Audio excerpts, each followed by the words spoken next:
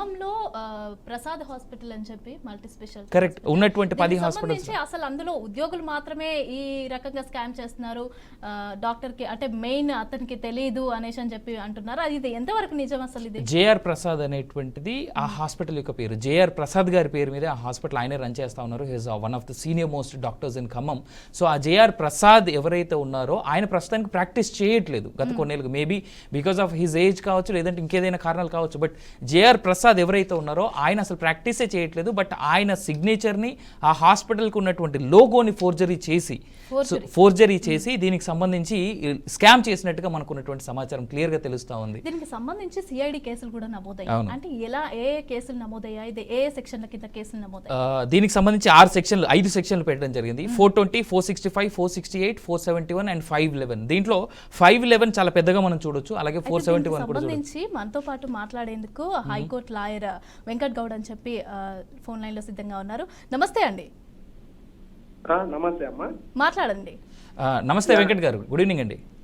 నమస్తే అండి, good evening. Venkat గారు, ఇప్పుడు మీరు వినే ఉంటారు సిఎంఆర్ఎఫ్ స్కామ్ కి సంబంధించినటువంటి చర్చ రాష్ట్ర వ్యాప్తంగా పెద్ద ఎత్తున జరుగుతూ ఉంది. గత ప్రభుత్వంలో జరిగినటువంటి చర్చను గత ప్రభుత్వంలో జరిగినటువంటి ఇష్యూగా మనం చూడొచ్చు దీంట్లో. అయితే ఇక్కడ సిఐడి ఇచ్చినటువంటి నోటీస్ ప్రకారంగా 420, 465, 468, 471 అండ్ 511 సెక్షన్స్ కింద కేసులు నమోదు చేసినట్టుగా మనం చూస్తా ఉన్నాం మొత్తం మీద 30 హాస్పిటల్స్ పైన. సో దీని మీద మీరు ఎలా చెప్తారు వెంకట్ గారు? అండి, ఇప్పుడు ఏ లోగో అయినా సరే, ఏ ఒరిజినల్ లోగోస్ అయినా సరే, వాటిని కానీ అదే విధంగా సిగ్నేచర్స్ ని కానీ ఫోర్జరీ చేస్తే ఒక చీటింగ్ చేసే ఉద్దేశంతో ఫోర్జరీ చేద్దాము అని అనుకుంటే 467 కింద 468 కింద సెక్షన్ ని మనం పెడతారండి పోలీసులు వాళ్ళు, ఇన్వెస్టిగేటింగ్ ఏజెన్సీ, సిఐడి కానీ పోలీస్ కానీ. సో అదే విధంగా 465 వచ్చి పనిష్మెంట్ ఫర్ ఫోర్జరీ. ఇవన్నీ ఫోర్జరీకి సంబంధించిన. 420 అంటే చీటింగ్, ఒక అంటే మాలిఫైడ్ ఇంటెన్షన్ తోటి తప్పుగా ఒకరిని నమ్మించి మోసం చేసి వాళ్ళని లాస్ చేద్దామని చెప్పి ఇతను గెయిన్ కావడానికి ఇట్లాంటి సెక్షన్ ని వాడతారు 420 సెక్షన్ కింద. సో 7 years ఇంప్రిజన్మెంట్ కూడా ఉంటుంది సార్ దీనికి. ఓకే, ఒకవేళ ఇది ప్రూవ్ అయితే ఎన్నేళ్ళు జైలు శిక్ష పడేందుకు అవకాశం ఉందంటారు వెంకట్ గారు? 7 years వరకు పడవచ్చు సార్. 7 years. ఓకే సార్, దీంట్లో అంటే 420, 465, 468, 471 ఉన్నాయి కదా, దాంతోపాటు 511 కూడా పెట్టారు. దీంట్లో 511 ఆంతర్యం ఏమనుకోవచ్చు మనం? అంటే 511 అంటే punishment for attempting to commit offence అండి. ఇది 511 అనేది పెద్ద అంటే జస్ట్ సబ్ సెక్షన్ లాగా చూసుకోవచ్చు. మెయిన్ అంటే 511 పెద్దగా ఉంది నంబర్ అని చెప్పి ఇది పెద్ద సెక్షన్ కాదు. మెయిన్ సెక్షన్ వచ్చి 420 అండి. 420, 465, 467, 468 అండి. So 471 also. Using a genuine forged document are electronic record 471 కింద ఇట్లా సెక్షన్స్ బుక్ చేస్తారు. ఇందులో మేజర్ సెక్షన్ వచ్చి 420 అండి, చీటింగ్. ఓకే, బట్ చీటింగ్ చాలా ఈజీ కదండి. చీటింగ్ కేసులో లోపలికి వెళ్తే ఎంతసేపు మహా అంటే 10 రోజుల్లో బెయిల్ వచ్చేసి బయటకు వచ్చేస్తారు, లేదంటే ఒక్కోసారి.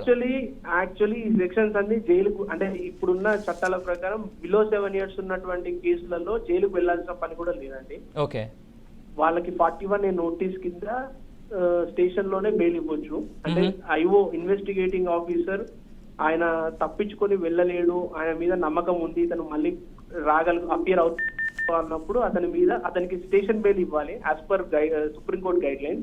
ఓకే, అంటే వెంకట్ గారు ఇక్కడ ఒక మాట చెప్పండి. ఇన్ని 100 కోట్ల స్కామ్, ఇన్ని 1000 కోట్ల స్కామ్ అనేది తెలుస్తున్నప్పటికీ కూడా జస్ట్ కేవలం 420 అనేటువంటి ఒక మేజర్ సెక్షన్ ని పెట్టారంటే ఇది రాష్ట్ర ద్రోహం, దేశ ద్రోహం కిందకి వస్తుంది కదా. అదే దాంతో పాటు ఇక్కడ మనీ లాండరీ కూడా దీంట్లో ఇన్వాల్వ్ అయ్యేందుకు అవకాశం ఏమైనా ఉందంటారా?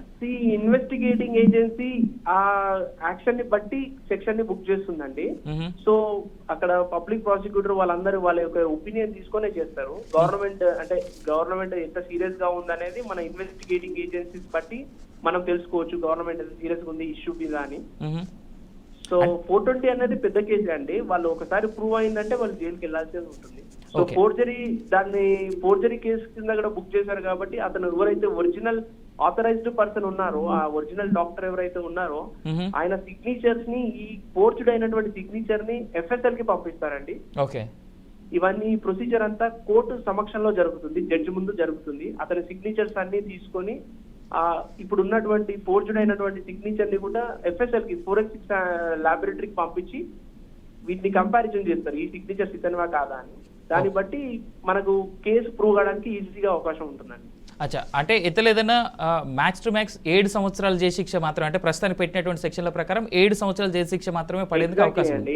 అంటే మన మన మన ఐపీసీ కానీ మన ఇప్పుడు భారతీయ న్యాయ సంహిత కానీ ఏం చెప్తుంది అంటే అంటే హ్యూమన్ బాడీకి అగేన్స్ట్ గా ఐ మీన్ ఇప్పుడు మనం చూస్తున్నాం రేప్ కేసులు మర్డర్ కేసులలో తప్పిస్తే అంతకు మించి అంటే మనకున్న మేజర్ సెక్షన్స్ ఇవే తప్పిస్తే మిగతా ఎంత మనీ చేసినా కూడా 7 ఈ చీటింగ్ కేసు అయితే 7 years అంతే ఉందండి. దానికి ఫారెన్ కంట్రీస్ లో అయితే మనం చూస్తుంటాము వాడు లైఫ్ టైం వరకు కూడా ఈ కరప్షన్ చార్జెస్ లో లోపలికి వెళ్ళిపోతే అంటే శిక్ష ప్రూవ్ అయితే ఆల్మోస్ట్ లైఫ్ టైం వేస్తున్నారు. బట్ మన దగ్గర అట్లాంటివి లేదండి.